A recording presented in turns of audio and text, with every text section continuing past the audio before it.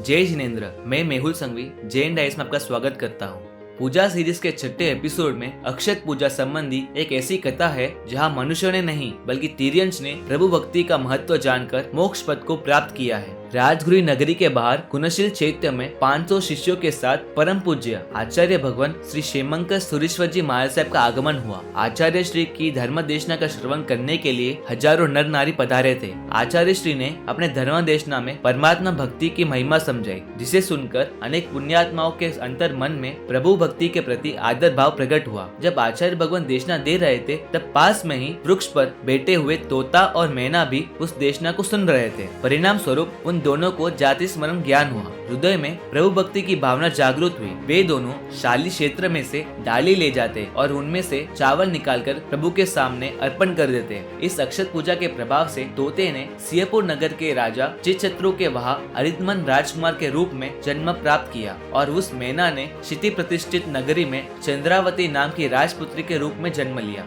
यौवन वय प्राप्त होने पर उन दोनों का परस्पर विवाह हुआ। पूर्व भव के संस्कारों के कारण वे प्रभु की अपूर्व भक्ति करने लगे। अंत में उन दोनों ने दीक्षा अंगीकार की और समस्त कर्मों का क्षय कर शाश्वत अजरामर मोक्ष पद को प्राप्त किया। प्रभु पूजा करना सिर्फ मनुष्यों तक ही सीमित नहीं है। कोई भी जीव प्रभु पूजा करके सदगति को प्राप्त कर सकता है। अक्षत अर्थात कभी भी नाश न हो। अक्षत पूजा में ऐसी भावना प्रकट करनी चाहिए कि हे प्रभु, जिस प्रकार अक्षत यानी चावल बोने से नहीं उगते, उसमें अंकुर नहीं फूटते, उसी प्रकार अक्षत पूजा करते हुए मुझे भी ऐसी अक्षय स्थिति प्राप्त हो कि मेरी आत्मा में भी जन्म का अंकुर न उगे। अक्षत पूजा से मुझे अक्षय पद यानी मोक्ष पद की प्राप्ति हो। ऐसी शुभ भावों से हमें प्रभु के समक्ष अक्षत पूजा करनी चाहिए।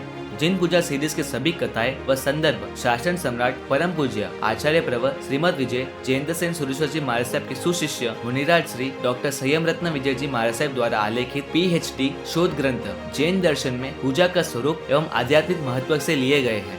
ऐसे ही भावपूर्ण व रोचक कथाओं आदि के लिए Jain dice YouTube channel subscribe करें और लेटेस्ट अपडेट्स और नोटिफिकेशंस के लिए बेल आइकॉन दबाना न भूलें।